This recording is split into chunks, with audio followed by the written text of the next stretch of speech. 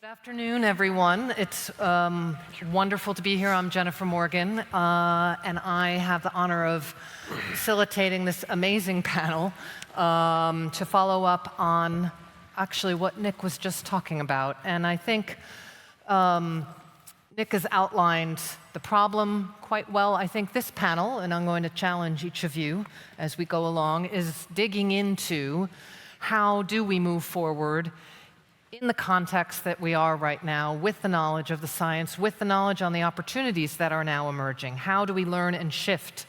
How do we bring in people? How do we move forward more rapidly on business, on finance, on sharing, actually, the clean energy economy and the decarbonization of various supply chains? How do we build these new coalitions, I would say? So I'm going to quickly introduce our panel. Then each of you will get about 2-3 minutes to engage, and then we'll see how much time we have for a conversation. But I think let's give our audience some food for thought. First of all, we have Ali Mohammed here. He's the climate change envoy of Kenya. He has over 30 years of experience in public service, and anyone who is in this field knows of the leadership of Ali Mohammed and how we wouldn't be where we are today without all of his efforts in the negotiations and the Africa Climate Summit and the leadership in Kenya. We're also joined by Asad Razzouk, who is a clean energy entrepreneur, author, podcaster, commentator, CEO of Green Energy, Pan-Asia renewable energy company headquartered in Singapore, communicator, driver of change in that field. Kate Hampton, who has been in this field advocating for the opportunities at the heart of the global green transition, been to just about every COP, so knows that world, knows this, Europe, knows global. And she, by the way, also now runs one of the world's largest climate philanthropies, where she continues to work on creating those connections and coalitions necessary to build power. Catherine McKenna, former environment minister of climate change, as well as the minister of infrastructure. Very interesting combination there. She is the founder and chief executive officer of Climate and Nature Solutions. Also, chaired the UN Secretary General's high-level expert group on net zero commitments on non-state entities. A true change maker and leader in Canada and globally. Women leading on climate, also driving that forward. Madhura Joshi, she's the program lead with E3G's Global Clean Power Diplomacy team based in Mumbai, India. She leads E3G's Asia Hub and manages E3G's work on energy transition diplomacy in India, Indonesia, and Japan. Sonia Dunlop is the CEO of Global Solar Council. She represents the world's solar PV industry with respect to policymakers, other sectors, and the media. Worked in the UK government, worked at E3G, knows the European Parliament. Okay, we have an amazing panel, so I'm going to stop now. And I'm actually, may I start with you? I think you've traveled farthest. So Ali, you've kind of, where do you see, in this context of the world that you know very well, where do you see some of the main drivers to drive this politics of opportunity? Which alliances do you see? Share your thoughts. You each get about 2 to 3 minutes, and I'll just look in your direction when your time is about up. Over to you. Well, Jennifer, thank you very much, and good afternoon, all. It's really a great pleasure to be in such a distinguished panel. I worked with most of you. I was with Sonia not long ago in China, and President Ruto has just forwarded a document that the Solar done. Sif and Kate Hampton, I was just telling somebody else earlier before I moved into this room that she's the one who set us off in the whole climate and opportunity discussions. So I'm very pleased to join all of you. As you know, Kenya, President Ruto is currently the chair of the Committee of Heads of State and Government. 2023 was a defining year for us because we hosted the first inaugural climate summit in Africa, hosted in Nairobi, Kenya, led by President Ruto. And there, the discussions was really to try to look the other side, because for a long time, Africa has been and rightly so, been complaining about being a victim of climate actions, or rather climate inactions. But we said, but let's look at the other side. What is climate for Africa? Africa is currently estimated at around 4% emissions. And we are growing. We are 1.4 billion people. By 2050, we'll be 2.5 billion, a quarter of the population of the world.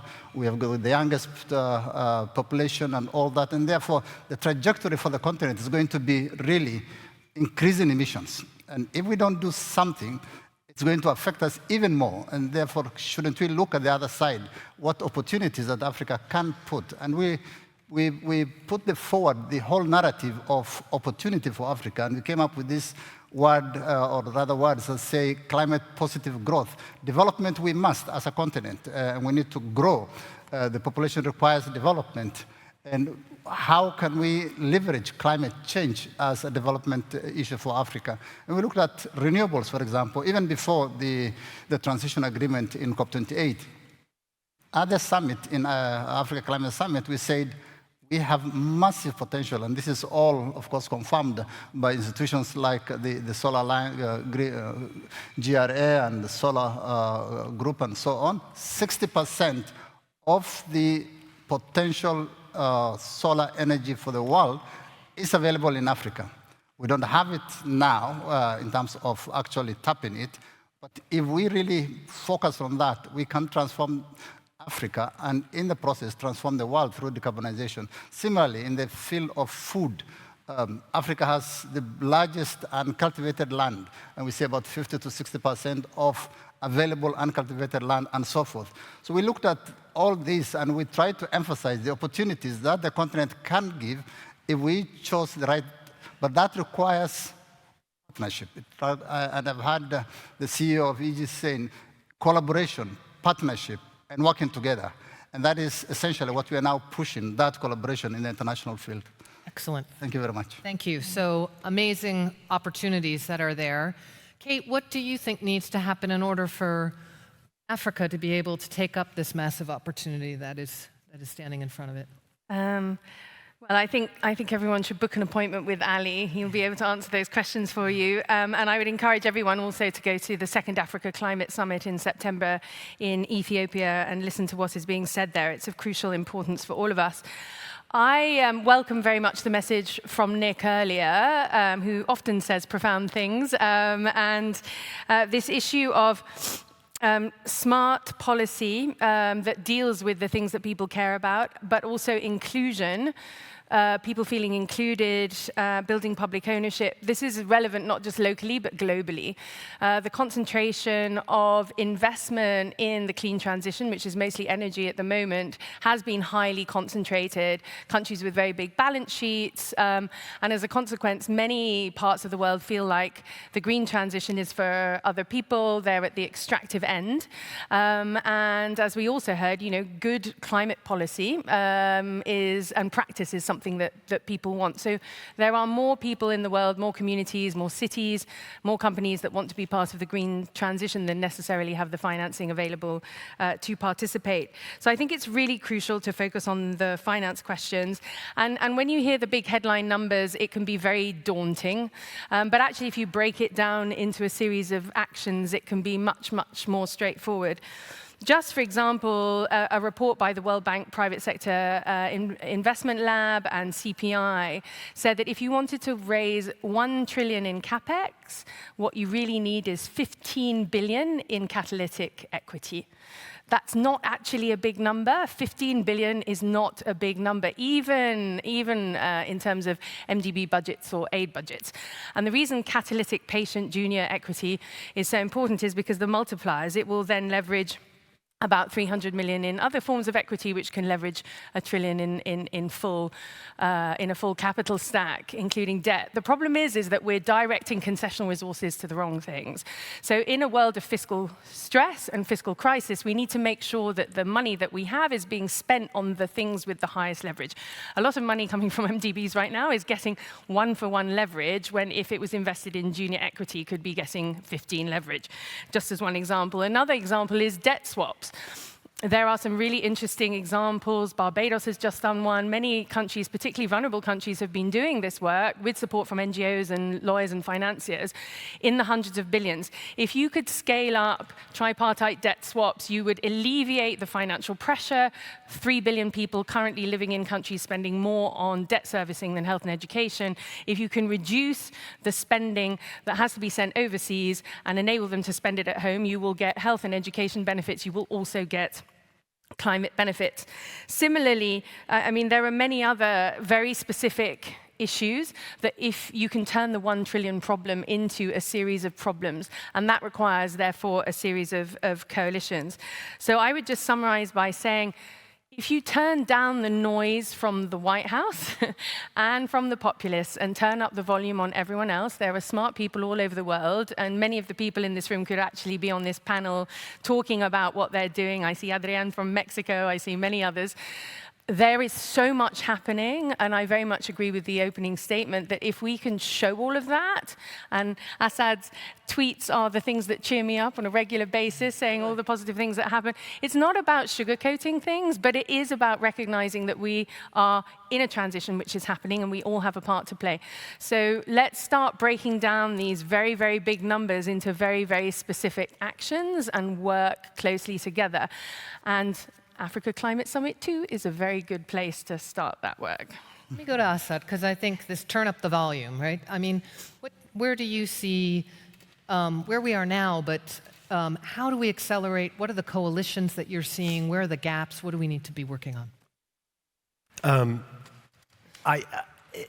Alongside everything everybody might take from this week, I'd like you to take one fact that really goes to the heart of this entire conversation.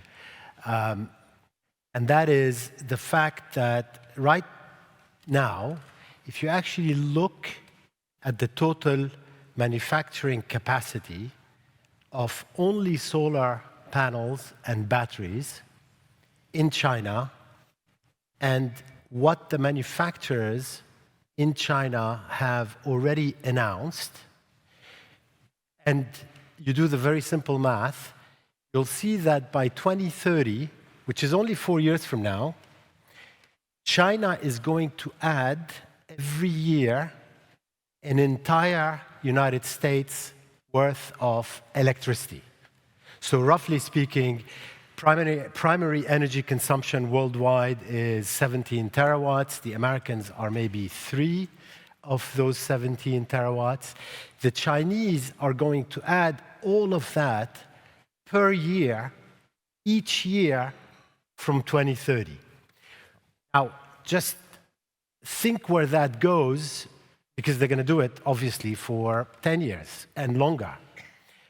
An entire United States of electricity per year, which requires the manufacturing ability, the cost competitiveness, but also the permitting and the finance and all of that.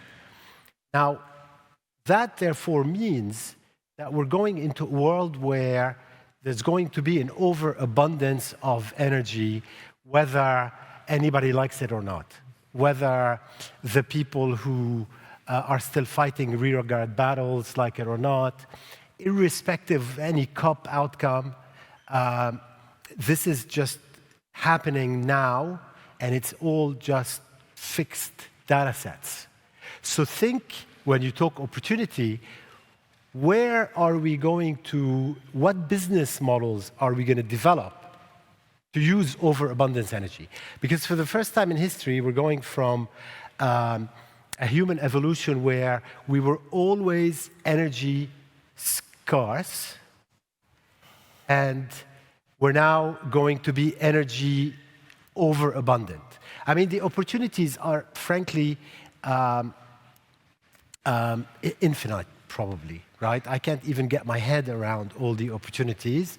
This is very much like when we were buying from a Blockbuster Video, and we had no concept that Netflix was coming, right? So this is like exactly the same thing. We're going into a scale that is perhaps unimaginable. And to close, what the Europeans and the Americans and the Africans and the Southeast Asians and the Indians have to do is play catch up very fast, because they all need solar manufacturing capacity, they all need battery manufacturing capacity, and all I see is like everybody, I mean, they're just kind of the politicians joking around with this stuff. But by 2030, it's going to be too late. China is going to be done. All right, game on. Thank you. Catherine, so there's so many different questions in my head for you. You've just had an election in your country, and right on. And there you saw movements coming forward, very passionate. And where do you see it going? How do you see Canada fitting in here, or the direction, opportunities for new partnerships, the business piece, wherever you want to go? I'll just start off with Canada will never be the 51st state. So I'll just start off with that. That's just like baseline. Sometimes you just have to say things. But I mean, look, so I'm a recovering politician, and I'm always like, what's the theory of change? So I just want to pick up on one thing that Nick said, because I think it's really important. We cannot go and restart everything. Like, everyone's like, oh, we got to reframe everything. Oh, sorry, climate change is not a thing. Like, actually, I don't care why people care about climate change. When I was a politician, I was like, if you care about it because you care about the environment, or social justice because you're religious, or energy security, or national security, or indigenous issues, I don't care. But what we can't do is not talk about climate change as a thing, because we're worried because one guy in particular is a climate denier and wants to throw it all out the window. I'll give you an example why. We just had the G7. The G7 40 years ago, I was part of the G7 working group so long ago. I went to a G7 Lyon. You can go Google when that was, when I was in university. But you've looked at the G7. So when you had Ronald Reagan, Maggie Thatcher, and Brian Mulroney, they're all conservatives, small c or big C conservatives. They talked a lot about climate change. They actually talked a lot about climate action, what needed to do, the world needed to come together. We had the G7, and you know, Mark Carney is amazing. I'm a huge supporter. I worked super hard to get him elected, and he managed the geopolitics of that summit, which was bonkers, really well. But the problem is we had a statement on wildfires. So in Canada, tens of thousands of people are displaced because of wildfires. 5 times more likely because of climate change. 5 times more likely. The statement did not talk, it said we got to talk about the causes of the wildfires. It did not mention climate change. It did not mention climate change. But you know what it did mention? It mentioned that we need to be worried about arson. I was like, oh, that's actually #1 climate denier talking point if you go to my social media right now. So I think we're just going to have to be tough. I totally agree. We just have to be, like, real. I'm just a normal person. So, normal person, there are facts. The climate crisis is accelerating. We are not on track. Having said this, and I work for the UN Secretary General, I think he's amazing because he speaks for the world. We have done a lot since 2015. That we were driving towards 4.5 degrees of warming. Now, if everyone does what they say they're going to do, which that is a big if, let me tell you, but we're actually now at 2.6 degrees. So yes, we still have work to do, of course. The flip side, we have the solutions. Just go to Assad right now. I always love it when I'm feeling down. I just go to his Twitter. I'm like, what are all the amazing numbers? Many of them coming from China, but coming from wherever. Like, we now know every dollar that's spent in fossil fuels, $2 is spent to clean energy. Read Nat Bullard's post recently talking about how we totally underestimated solar. Installed solar. Why? Because we have these models and projections, even short-term forecasts that are stretched beyond the limits of what they should be able to do. So they can't tell us what's going on. So one side, it's getting worse. The climate crisis is accelerating. The other side, we have the solutions. But we're going to have to fight for this, folks, and reframing, like, I was like, it's like I'm not reframing why I'm a woman on this panel. Yes, I'm a flippin' woman, and actually you get better decisions. Here's 100 McKinsey reports from the last 20 years, read those. So, like, the problem is we're getting into this whole thing like, oh my God, we've got to do everything differently. No, but we have to fight things like disinformation. I was in politics, I was attacked a lot. You can read my book, it's coming out, Run Like a Girl. It's like, tell it as it is, but how do you win on your own terms too? But I think we can do this, but I think we just have to be disciplined. And of course we need to listen to people.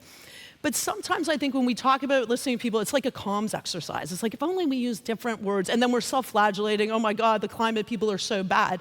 Well, let me tell you who's spreading the disinformation: the fossil fuel companies and the politicians they enable every single day, and they are now in a great space because they're making a ton of money, and people are really tired. But regular people talk in a different way. Like, they want to pay less in their bills. They're really worried about wildfires or flooding or extreme heat. They care about a future for their kids. So I think actually, I know that this isn't new, but citizens' assemblies and other mechanisms where it's not us telling people how they should talk, it's them telling us what they're worried about, and we frame it like this: but we can do this.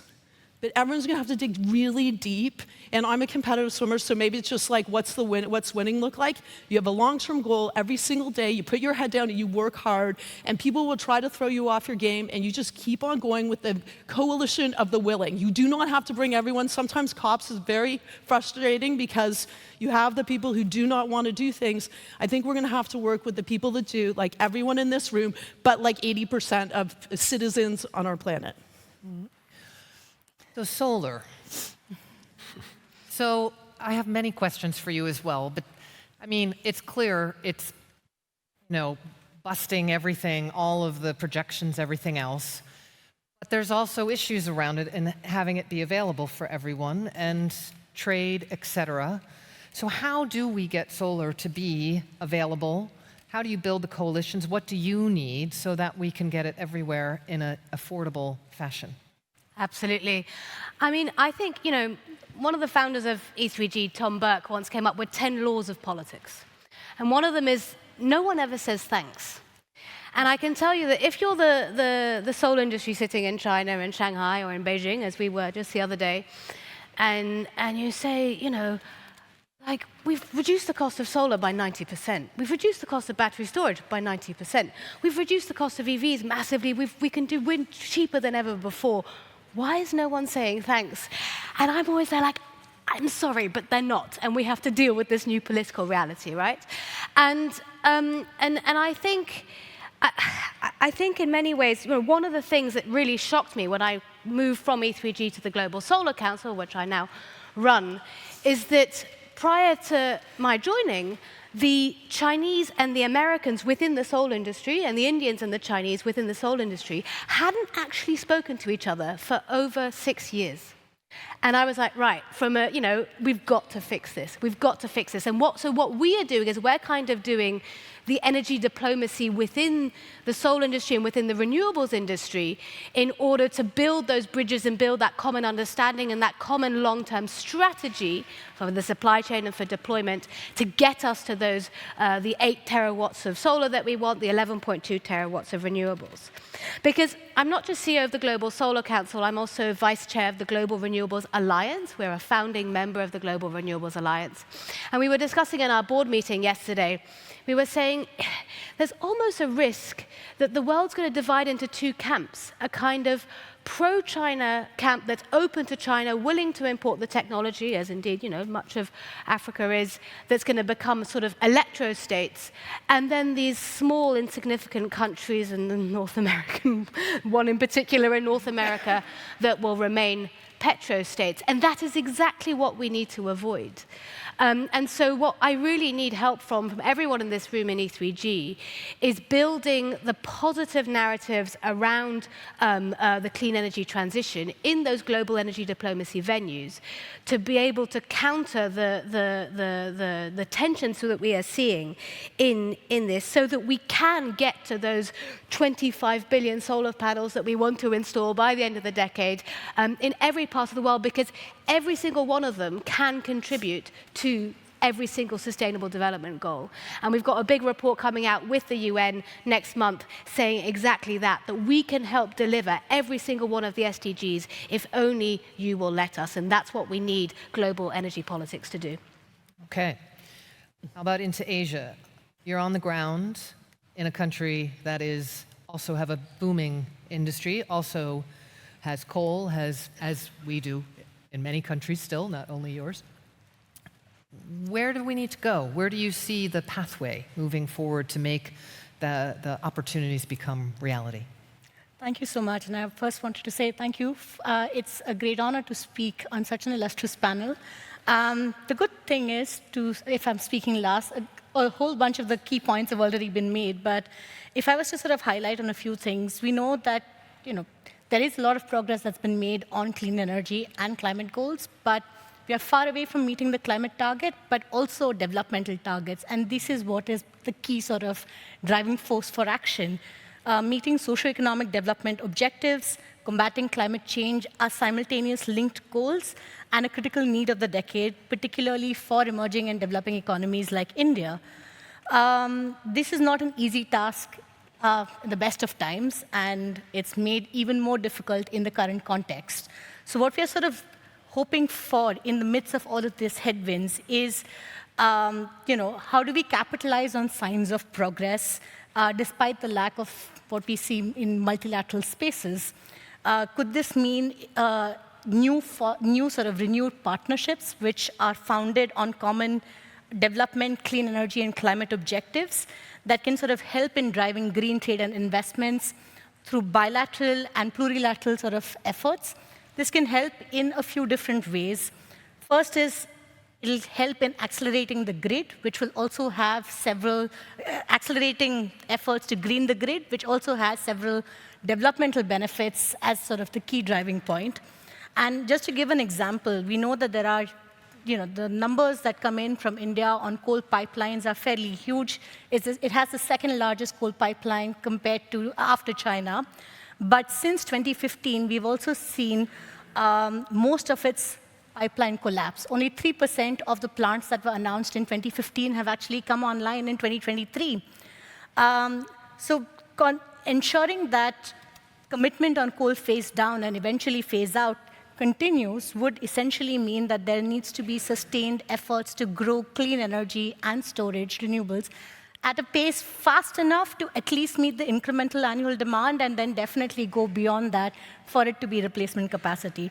And I think this is where avenues for clean trade and investments in the power sector and green manufacturing can help. Like Asad had also earlier mentioned, this can help in improving localization of manufacturing capacities, strengthening energy security concerns, create jobs and livelihoods within the economy, and then also help in meeting domestic as well as global clean energy efficiency goals by 2030, and put the country on track to sort of work towards decarbonizing the power sector by mid-century or earlier.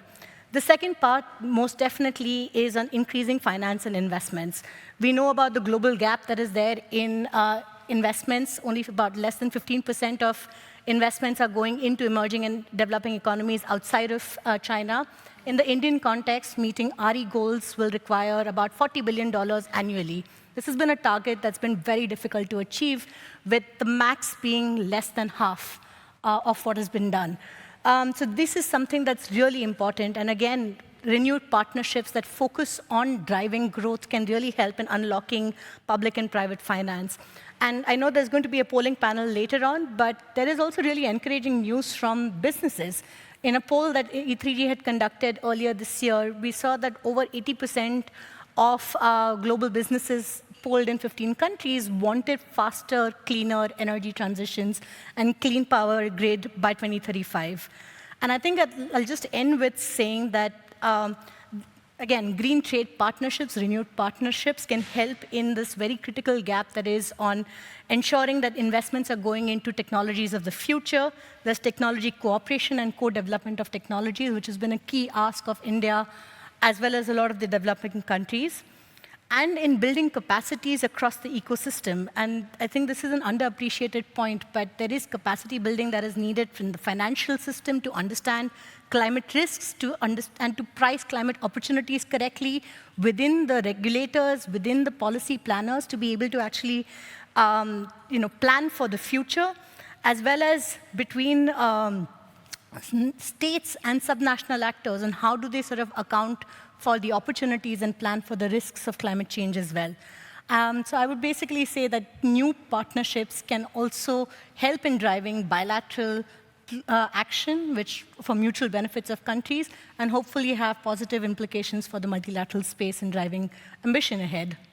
Thank you. So we've heard about, okay, everyone needs to become a storyteller. We've heard about the need for the stories, for the narratives that need to move forward. We've heard about the need to just to do the hard work, to keep your head down, to keep going, not be distracted, and stop talking about climate change because it's a fact, it's real, and we need forward.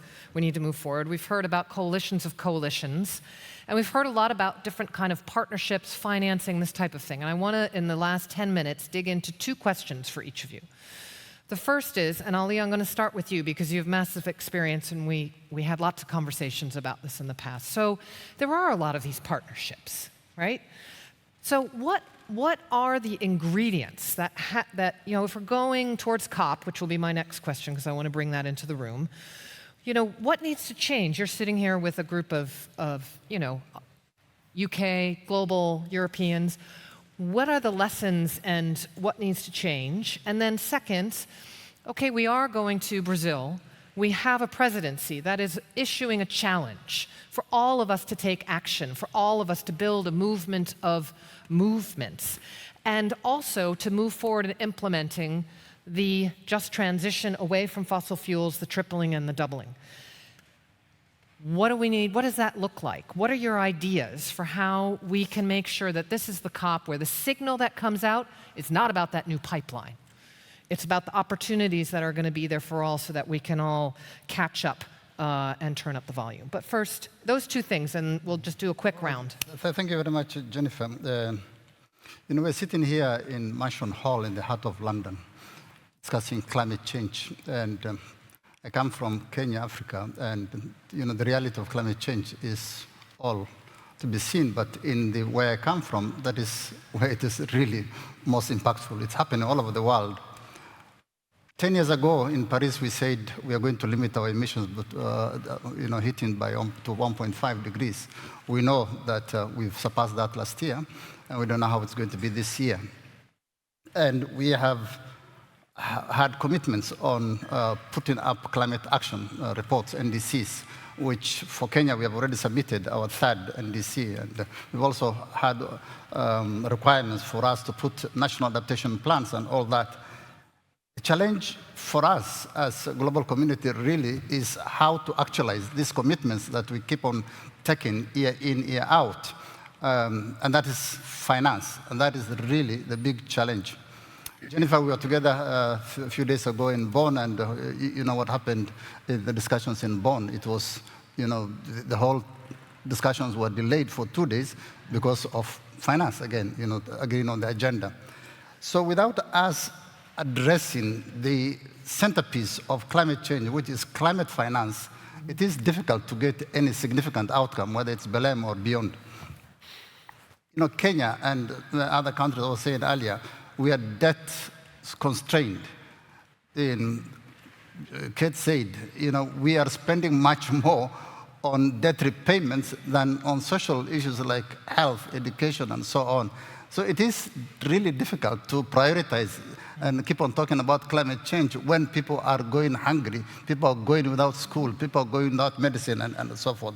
So financial reform for us is a top priority. And my president and a number of them, I think Nick referenced earlier what happened in Paris, we are pushing the whole issue of fairness, equity on international financial issues. And that is one of the things that we'll continue to push. I've heard what I think Assad was saying earlier with regard to the abundance of energy. True, that is the world. But I come from a continent where 50% of the population, 600 million of them, don't have access to electricity. And so there's overabundance one part of the world when there's poverty on the other side of the world. So there is a disparity, this inequality in the world needs to be addressed, unfairness. 2.1 trillion was invested in renewable energy last year. Nick, I think, mentioned it earlier. 2.1 trillion. How much of that went to the continent with the best energy potential and the most need in the world? Trickle, less than 2%, 1.7 to be exact. And so these disparities, so we must make sure that this slogan of leaving no one behind is actually real. Right. And we don't leave anybody behind. Thank you very much. Absolutely. So I'm just going to go straight down the line here. I said you've got a minute and a half.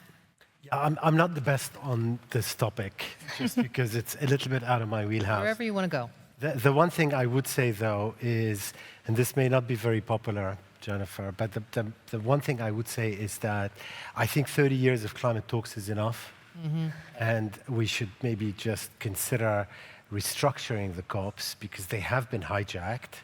The results speak for themselves. Some of what was accomplished was good, the Paris Agreement, for example, but there's an enormous waste of energy and space at these talks. The action actually is somewhere else. That's kind of my central point. The action and change is somewhere else. And I agree with the point about energy superabundance, by the way, is coming. It's not just here. The central question is, how does every country get that? But the answer is very, very simple. All you need, roughly speaking, for Kenya is 3 to 6 solar panels per person, plus 1 battery. That's all you need, literally. And that can be financed, but it's not a government-level issue, right? It's just putting together what's needed for it to be financed at the base. Thank you. I would say that, rephrasing one of my colleagues, Leo, that COP agreements and multilateral commitments are both a reflection of real-world change and signal of where we want to go. And at this point, I feel that there isn't that much of demonstration of real-world progress. Countries have ambitions, at least in the context of India, domestic ambitions far exceed what it's willing to say internationally and commit to it. So what are the avenues that can be made to demonstrate that countries are acting on it, and on ambitious timelines and targets? Can that be done through bilateral sort of announcements and bilateral partnerships, or smaller plurilateral ones that can help in sort of moving away from the tensions that have sort of subsumed the multilateral space? And then second, completely agreeing with Ali that there needs to be progress on finance, and progress on affordable, accessible finance, not just big numbers. How do sort of countries access it without exacerbating the challenges that they are already facing? Simultaneously, what are countries already doing for investing in the futures that they are looking at? The high-level, high-level study on finance had highlighted that 50% of needs for climate action will have to come from domestic sources as well. So what are the sort of actions that countries are taking domestically that can help in contributing towards multilateral change is something that we'll need to see and look for spaces in Belém. Yeah, it's always been a kind of a spiral between the two. Sometimes it's an upward spiral between international and national, and sometimes the national pulls the international down. Yeah, Sonia. I would really just if I was the COP presidency, I would say, let's bring the COP to the people. Let's, use the political power of residential rooftop solar, something that Germany has done a fantastic job at championing, something that Brazil itself, more than half of its solar deployment is rooftop solar. And I would say, let's use the power of this simple, solar plus storage technology in your home, bringing down your electricity bills month by month.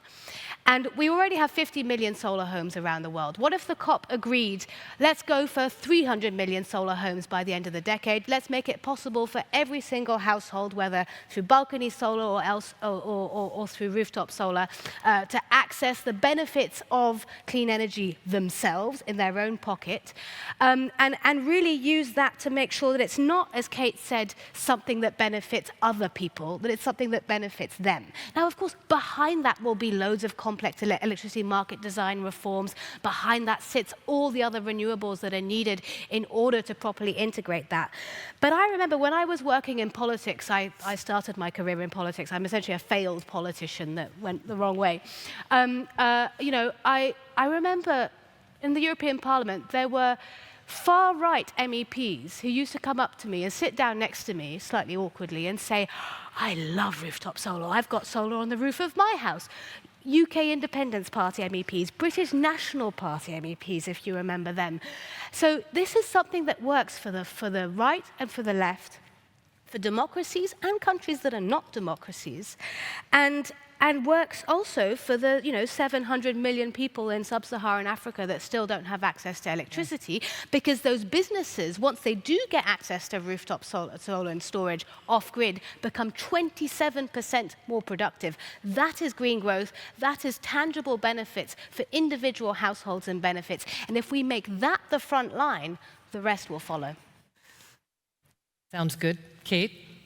There's lots of big questions there. I mean, Jennifer and I were just at the Ethical Stock Take, so we had a very nice morning talking about putting love and trust and human beings back at the center of the climate movement. So thank you for the Brazilian presidency for doing that. And I think, to your question of partnership, I would bring us back to the culture of care.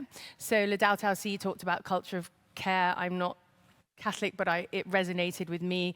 Bernice Lee and Theo Mitchell just wrote a lovely piece a couple of days ago talking about, rather than telling people what to do, we need to bring people in with a culture of care.